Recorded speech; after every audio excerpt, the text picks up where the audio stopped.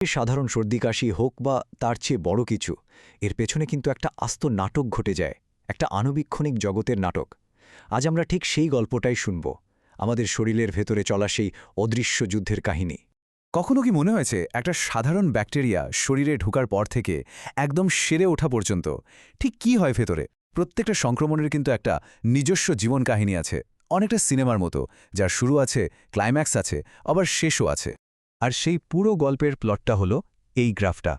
একে বলা হয় ব্যাকটেরিয়াল গ্রোথ কার্ভ। দেখতে হয়তো একটু জটিল মনে হচ্ছে, কিন্তু আসলে এটা খুবই সহজ। এই যে এসের মতো বাঁকানো রেখাটা দেখছেন, এটাই হলো পুরো গল্পের রোডম্যাপ। এখানে 4টা আলাদা পর্ব আছে, ঠিক যেন একটা নাটকের 4টা অঙ্ক। তো চলুন তাহলে প্রথম অঙ্ক থেকে শুরু করা যাক।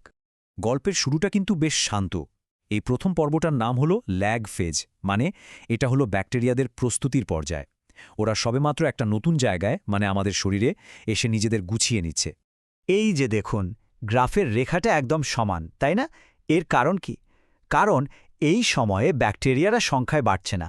ওরা ঠিক যেন একটা নতুন পার্টিতে আসা অতিথির মতো চারপাশটা দেখছে, পরিবেশটা বুঝছে, আর পরবর্তী বড় আক্রমণের জন্য তৈরি হচ্ছে। তো ব্যাপারটা কি দাঁড়াচ্ছে?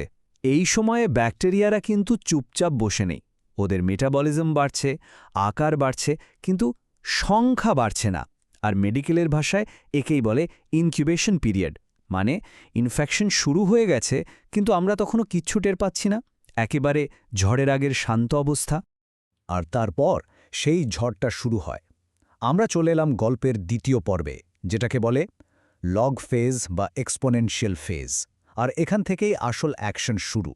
এইবার গ্রাফটা দেখুন, রেখাটা রকেটের মতো সোজা উপরের দিকে উঠে যাচ্ছে। কারণটা খুব সহজ, ব্যাকটেরিয়ারা এখন পাগলের মতো বংশবৃদ্ধি করছে। 1টা থেকে 2টা, 2টা থেকে 4টা, 4টা থেকে 8টা, মানে ডাবল হতে হতে খুব কম সময়ই ওরা একটা বিশাল সেনাবাহিনী বানিয়ে ফেলে।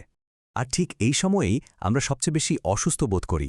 জ্বর, ব্যথা, দুর্বলতা সব উপসর্গ জাঁকিয়ে বসে। কারণ ব্যাকটেরিয়ারা শুধু সংখ্যাতেই বাড়ছে না, ওরা এক্সোটক্সিন নামের বিষাক্ত জিনিসও ছড়াতে শুরু করে। মানে রোগ তৈরি করার ক্ষমতা ওদের এখন একদম তুঙ্গে। কিন্তু জানেন, এখানেই গল্পের সবচেয়ে ইন্টারেস্টিং টুইস্ট। ব্যাকটেরিয়ারা যখন আমাদের অসুস্থ করার দিক থেকে সবচেয়ে শক্তিশালী, ঠিক তখনই কিন্তু ওরা চিকিৎসার দিক দিয়ে সবচেয়ে দুর্বল। দারুণ না ব্যাপারটা? কারণ ওরা এত দ্রুত বাড়ছে যে ওদের নতুন কোষের দেয়াল বা সেল ওয়াল বানাতে হচ্ছে। আর পেনিসিলিনের মতো অ্যান্টিবায়োটিকগুলো ঠিক এই দেয়াল তৈরির কাজেই বাধা দেয়। বলা যায় এটাই ওদের দুর্বল জায়গা বা অ্যাকিলিস হেল। আচ্ছা, এই ভয়ঙ্কর যুদ্ধের পর এবার আসে একটা শান্ত অবস্থা। আমরা গল্পের 3 নম্বর পর্বে চলে এসেছি। এর নাম স্টেশনারি ফেজ। এখানে এসে একটা ব্যালেন্স তৈরি হয়। গ্রাফের দিকে আবার তাকান, রেখাটা আবার সমান হয়ে গেছে, কিন্তু খেয়াল করেছেন এটা কিন্তু আগের ল্যাগ ফেজের চেয়ে অনেক উঁচুতে। ব্যাপারটা অনেকটা দুই দলের মধ্যে তুমুল লড়াইয়ের পর একটা অচল অবস্থার মতো। এটা কিন্তু গল্পের একটা টার্নিং পয়েন্ট। এর কারণ হলো এই পর্যায়ে যতগুলো নতুন ব্যাকটেরিয়া জন্মায় ঠিক ততগুলোই মারা যায়।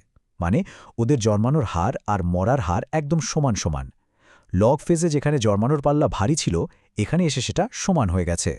কিন্তু এমনটা হয় কেন? কারণ ব্যাকটেরিয়াদের জন্য পরিবেশটা ধীরে ধীরে খারাপ হতে শুরু করে। খাবার দাবার কমে আসে আর ওদের নিজেদের তৈরি করা বর্জ্য পদার্থ জমতে থাকে। আর ঠিক এই সময়ই আমাদের শরীরের ডিফেন্স সিস্টেমও লড়াইয়ে এগিয়ে যায়। মেডিকেলের ভাষায় একে বলে কনভালেসেন্স পিরিয়ড, মানে আমরা ধীরে ধীরে সুস্থ হতে শুরু করেছি। এবং সবশেষে আমরা গল্পের একদম শেষ পর্বে চলে এলাম, পর্ব 4, ডিক্লাইন ফেজ বা মৃত্যু পর্ব।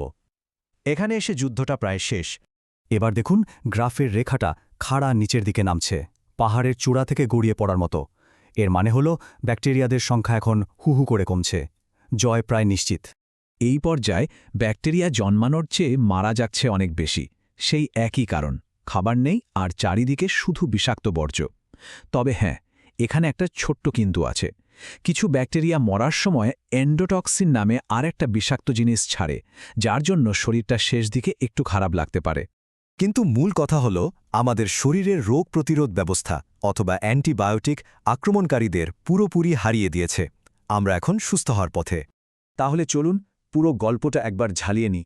প্রথমে ল্যাগ ফেজ মানে ব্যাকটেরিয়াদের প্রস্তুতি, তারপর লগ ফেজ মানে ওদের সংখ্যাবৃদ্ধি আর আমাদের চরম অসুস্থতা, এরপর স্টেশনারি ফেজ যখন জন্মমৃত্যু সমান আর আমরা সুস্থ হতে শুরু করি, আর সবশেষে ডিক্লাইন ফেজ, যেখানে ব্যাকটেরিয়ারা হেরে যায় আর আমরা পুরোপুরি সুস্থ হয়ে উঠি। ভাবা যায় প্রত্যেকটা সাধারণ অসুস্থতার পেছনে এত বড় একটা মহাকাব্য চলে। তো এই যে গ্রাফটা আমরা দেখলাম, এটা একটা টিপিক্যাল ইনফেকশনের গল্প। কিন্তু একবার ভাবুন তো, একটা অ্যান্টিবায়োটিকের কোর্স কিভাবে এই পুরো স্ক্রিপ্টেই বদলে দিতে পারে। বা ধরুন, কারো ইমিউন সিস্টেম খুব শক্তিশালী হলে সে হয়তো লগ ফেজটাকে অনেক ছোট করে ফেলতে পারে। আসলে আমাদের শরীরের ভেতরের এই যুদ্ধক্ষেত্রটা কিন্তু সবসময় বদলাচ্ছে, আর এর নিয়মগুলো জানা মানেই সুস্থ থাকার দিকে এক ধাপ এগিয়ে থাকা। এরপর যখন শরীরটা একটু খারাপ লাগবে, তখন হয়তো ভেতরের এই মহাকাব্যটার কথা মনে পড়বে।